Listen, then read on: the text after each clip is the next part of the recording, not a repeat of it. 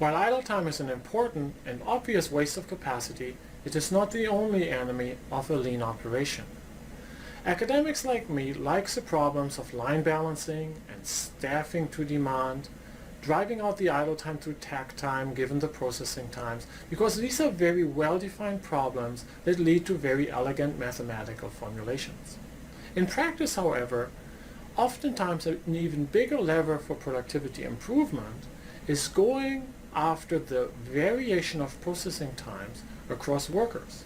Just like you and I will differ in our ability to sing, in our speed with which we're going to run 5 or 10 kilometers, you and I will differ in the processing time that it would take us to make a sandwich. Addressing this variation across workers and processing time is the idea behind standardization. Teaching observation in the way that Frederick Winslow Taylor did it is hard in an academic course. For this reason, I find that many academic courses are biased towards the mathematical treatment of productivity, but really miss out on some great insights that can be obtained by going to the front line. To address this challenge in academic courses, I have prepared 2 calls that were made to a large call center of a retail bank. Both callers are about making deposits to a mortgage account via a credit card. But the 2 calls are handled by different operators, who, as you will notice, have slightly different ways of handling the call.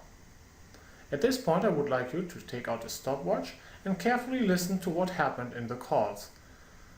Just go through the call step by step and take notice of how much time is spent on the various tasks. Are you ready? Here we go. Hello, you're speaking to David. Can I have your name, please? Yes, it's Natalie Walker. Good morning. How can I help you today, Miss Walker? I'm calling because I'd like to make a payment to my account. Can you do that? No problem. Can you give me the 7-digit mortgage account number starting with BCC? Yes, it is BCC 658. BCC 658 2314. 2314. Yes. Thank you, Miss Walker. I just need to ask you some basic security questions. Okay, that's fine. Can you give me the first line of your address and the postcode, please? It is 48 Church Road, Bolton, and the postcode is B038FD. Thank you. And your date of birth, please? 7th of March 1979. Thank you. And what amount would you like to pay? £500, please. Would you like to pay by debit or credit card? Credit card. Okay. And is it Amex, Visa, or MasterCard? MasterCard. Thank you. Can I take the 16-digit code on the middle of the card, please? 5590 5590 7143 7143 8973 8973 6322. 6322. Correct. Thank you. And the expiry date? 0313. Thank you. And the full name on the card, please? Just Natalie Walker. Thank you. And the 3-digit code at the back of the card? 485. 485. Bear with me while the payment goes through. Thank you. Your payment has gone through. Thank you. Thank you for calling. Is there anything else I can help you with today? No, I think that was all. I will need to make a change later, but I will do that on a later date. So no, that'll be all for now. Okay. Thank you. Goodbye.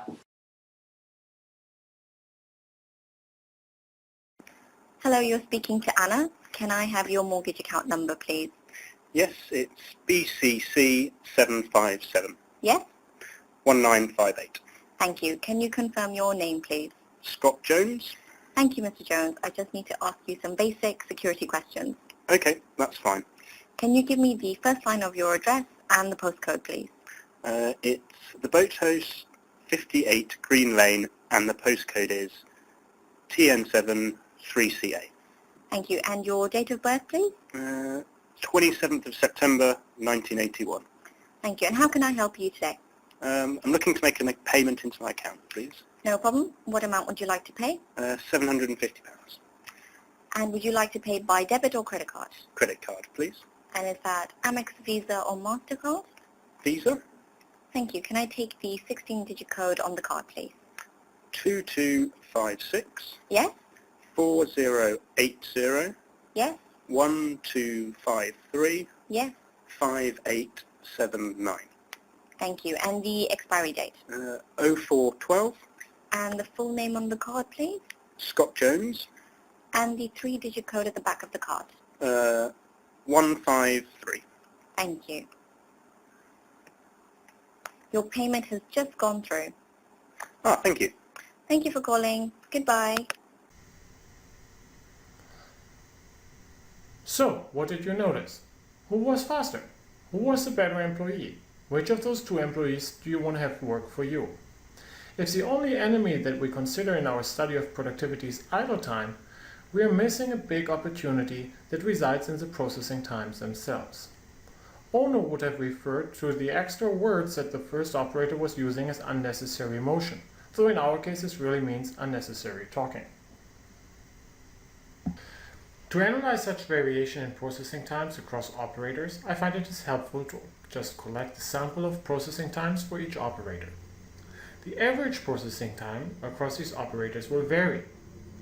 Instead of simply comparing the best operator and the worst operator based on the averages, I in this picture show what's called a quartile analysis. The quartile analysis compares the highest quartile performing operator, that means the operator who has still 25% other operators that are faster than him or her, with the bottom quartile operator, i.e. the operator who has 75% of the other operators faster and 25% slower.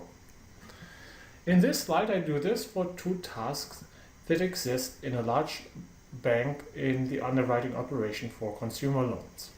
You see on the right of the slide the closing step for this activity.